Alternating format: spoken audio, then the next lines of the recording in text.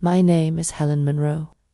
I am 72 years old, and I've lived in the same modest house in the suburbs of Illinois for nearly 4 decades. My days are simple now. Mornings with coffee on the porch, afternoons spent pruning rose bushes, and evenings filled with quiet. I never imagined that a single phone call could slice through all that peace like a blade. It happened on a Thursday. I was out back trimming my rose bushes when my phone buzzed in the pocket of my cardigan. I wiped my gloves on my apron, answered without checking the caller ID. Only one person ever calls me anymore. My son Mark. "Hey Mom," he said. His voice was tight, rehearsed, like he'd practiced the words ahead of time.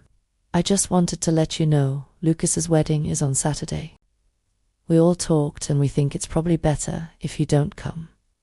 Just like that, he didn't stutter, he didn't pause, and he didn't offer an explanation beyond a polite execution.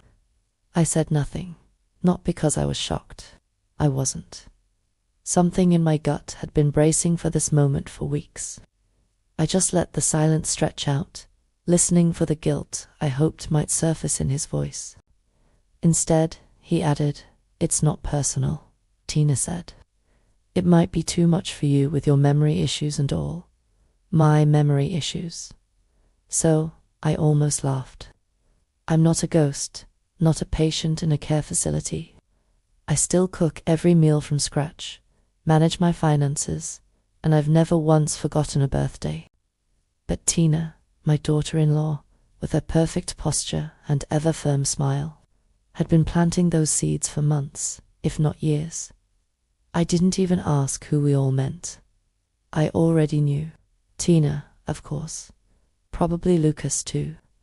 Maybe even one of her cousins who calls herself a life coach after taking some online certification. "It's what Lucas wants," Mark added, as if that would soften the blow.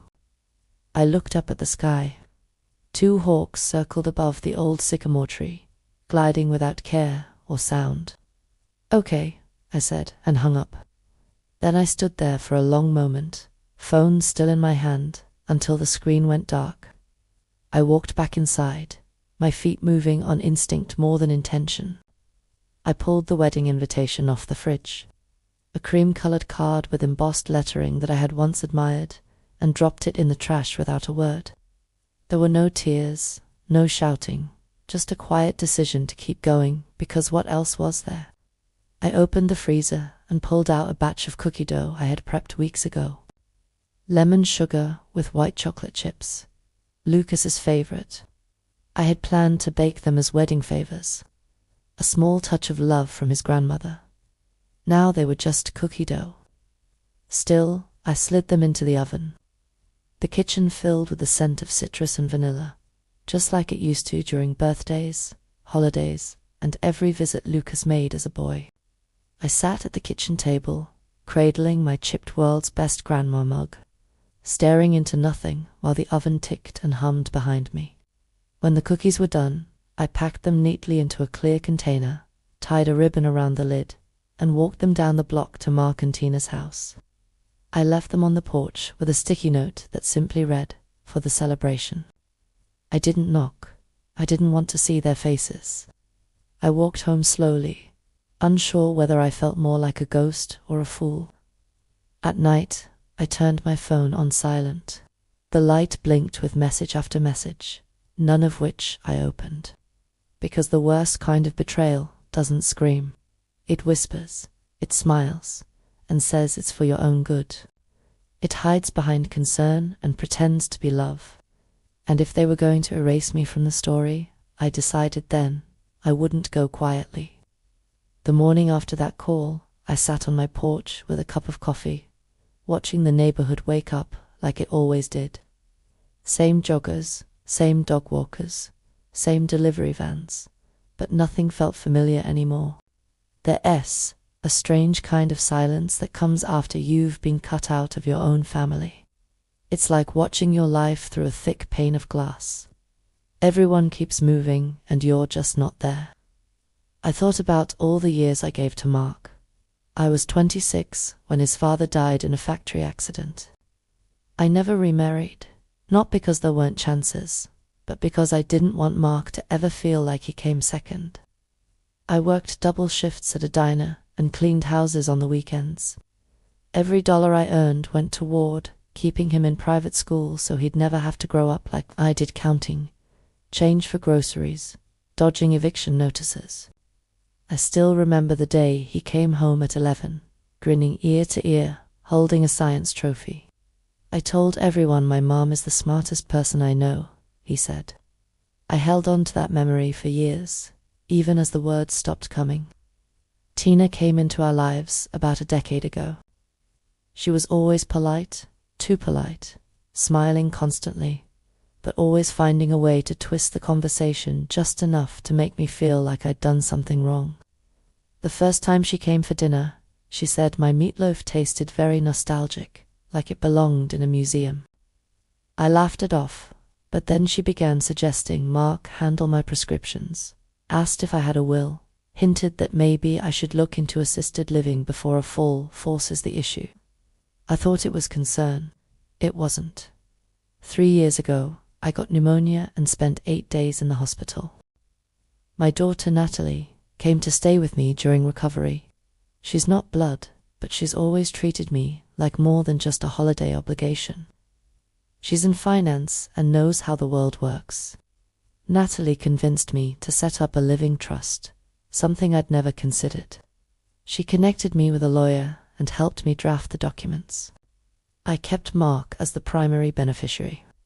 I still believed he'd do right by me.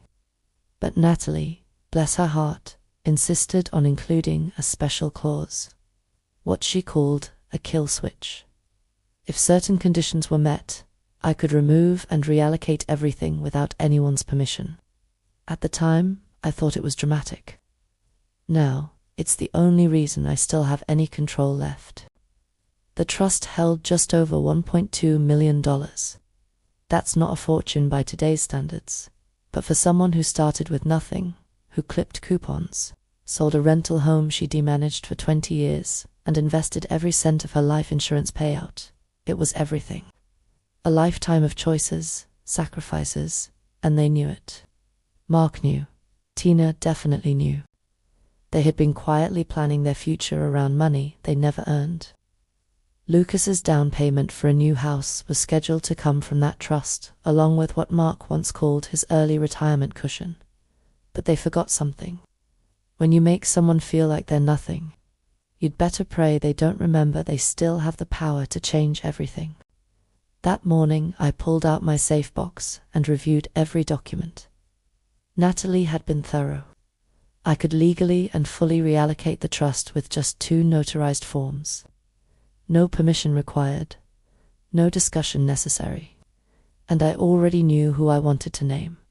Not out of spite, not out of vengeance, out of proof.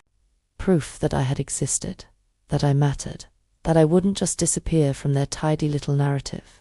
Exit like a bad memory. I called Natalie that afternoon. She picked up on the second ring. "What did they do?" she asked, like she'd already sensed it was time. I told her everything. The call, the invitation, the note I left on the porch that no one acknowledged, the silence that followed. She didn't ask if I was sure. "Okay," she said firmly. "Let's remind them who they underestimated." By sundown, we had a meeting scheduled with the attorney. For the first time in days, I slept soundly. Not because I wasn't hurt, God knows I was, but because I finally had a plan. It wasn't revenge I was after. It was something quieter, something deeper. It was dignity, and I was ready to reclaim mine. 2 days before the wedding, I stood in the grocery store, staring blankly at a bottle of vanilla extract, unsure why I was even there.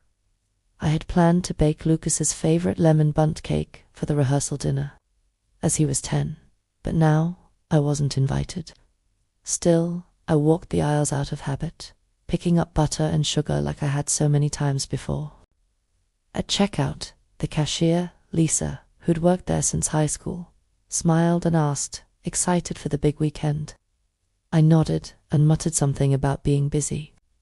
Inside, I felt like I was melting from the inside out. It wasn't just about being excluded. It was how everyone assumed I would be there. That's how woven into the fabric of this family I used to be. Back home, I placed the ingredients in the pantry. Maybe someday I'd find a reason to use them. That night, I opened Facebook, even though I usually avoid it. Curiosity won. Tina had posted a black and white engagement photo of her and Lucas on the beach. The caption read, "This weekend we say I do, surrounded by those who've loved us unconditionally."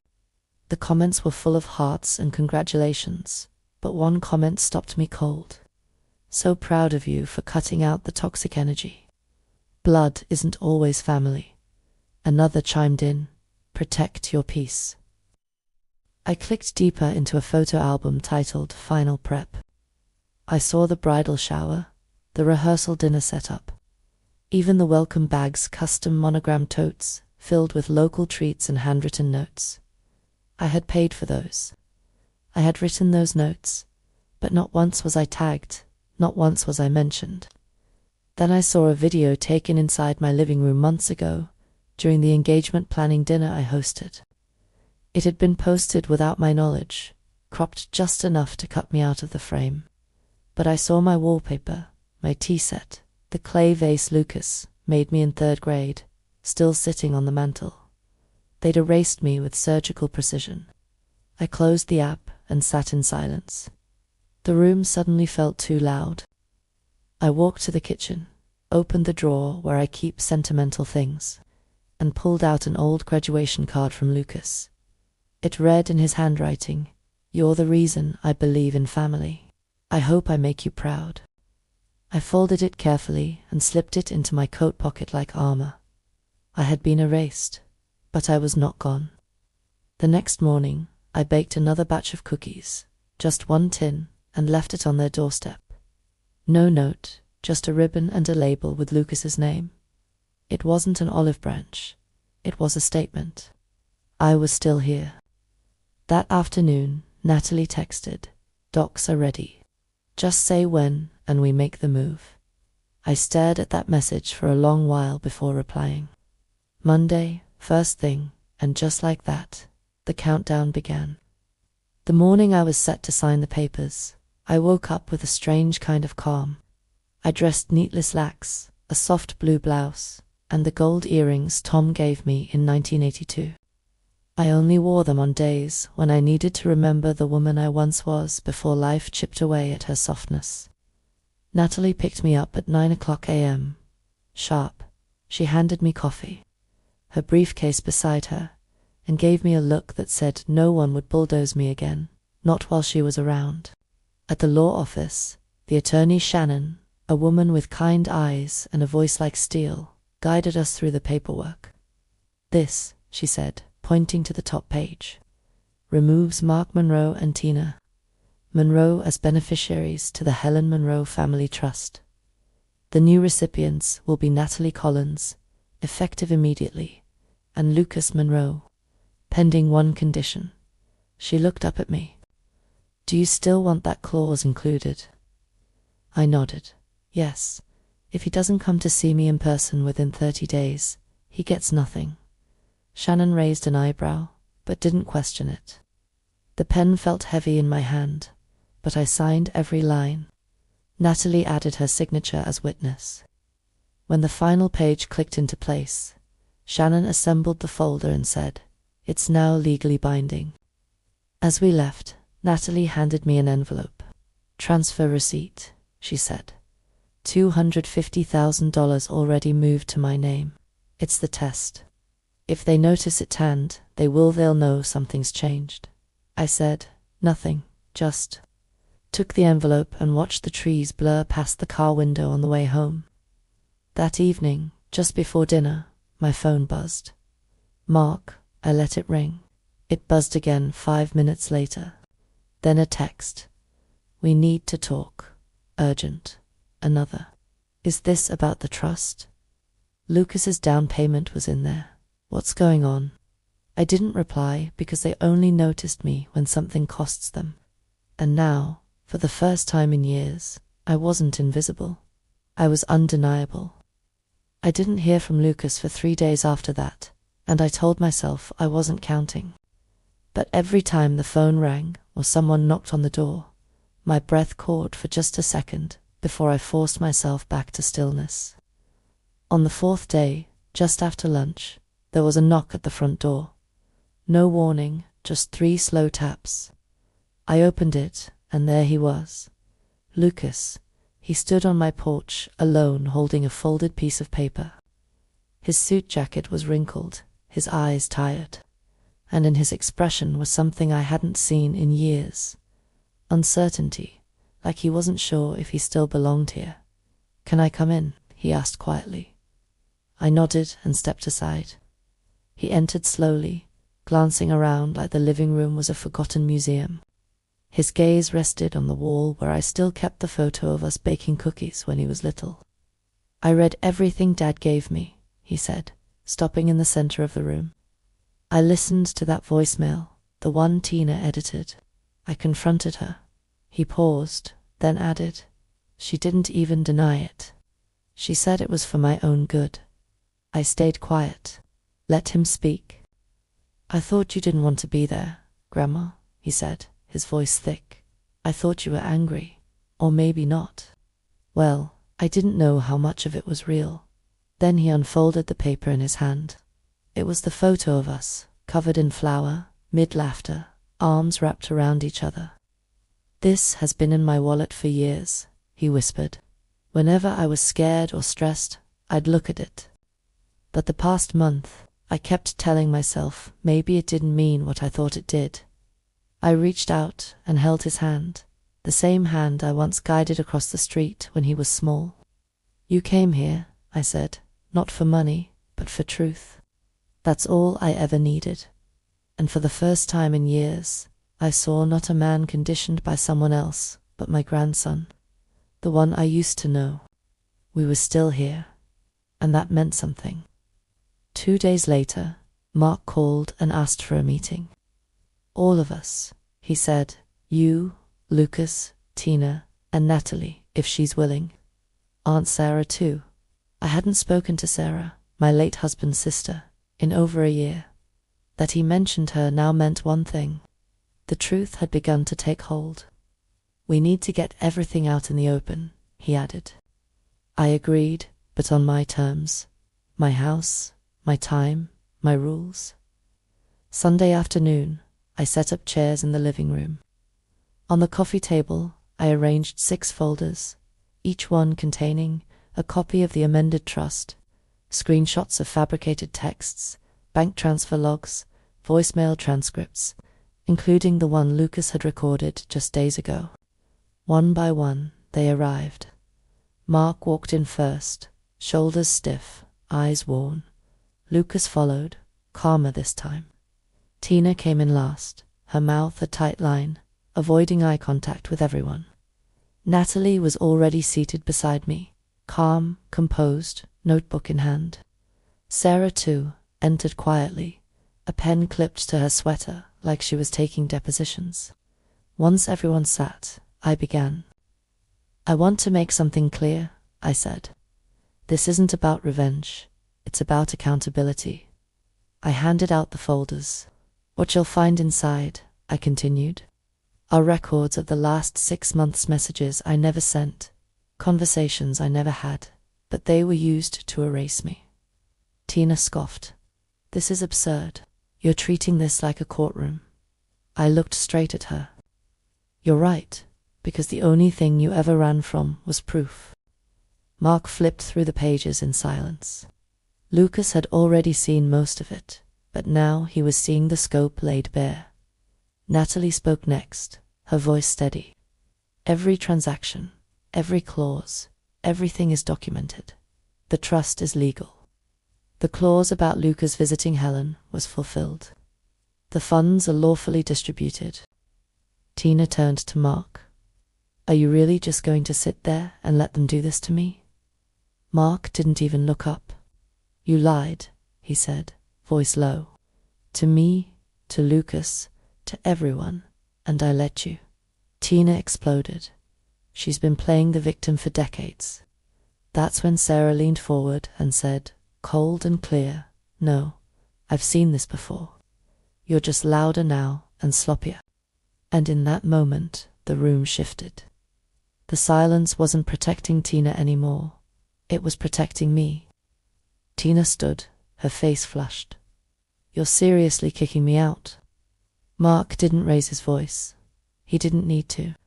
"I'm asking you to step out," he said, "so the rest of us can speak honestly without being manipulated again." She muttered something under her breath, grabbed her purse, and slammed the door behind her.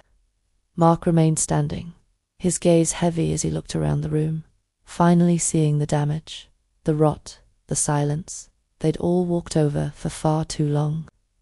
"I should have stopped this sooner," he murmured, "but I kept thinking it would get better, that it was just stress or miscommunication. I didn't want to believe I'd handed over my mother's dignity for peace." I nodded once. It was the only acknowledgement I could give without breaking. "You believed comfort over clarity," I said gently. "That's what most people choose, until it costs too much." Sarah closed her notebook with a soft snap. "What now?" she asked. I reached for one final envelope and passed it to Mark. "This is my last revision," I said. "It removes you permanently from the trust. Not to punish you, but because trust isn't about money.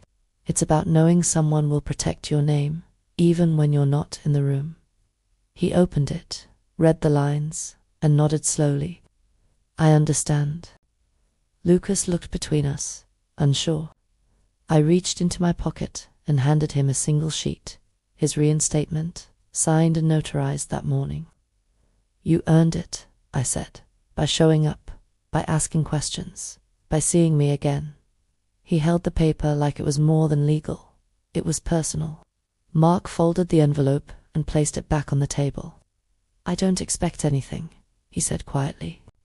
"But I'm sorry, not just for this, for all of it, for letting her take your place." I looked at him for a long moment before replying, "An apology isn't the end, Mark. It's the beginning. But only if your actions change, too." He nodded again. And this time, when he walked to the door, I didn't stop him, because finally the silence was mine to break.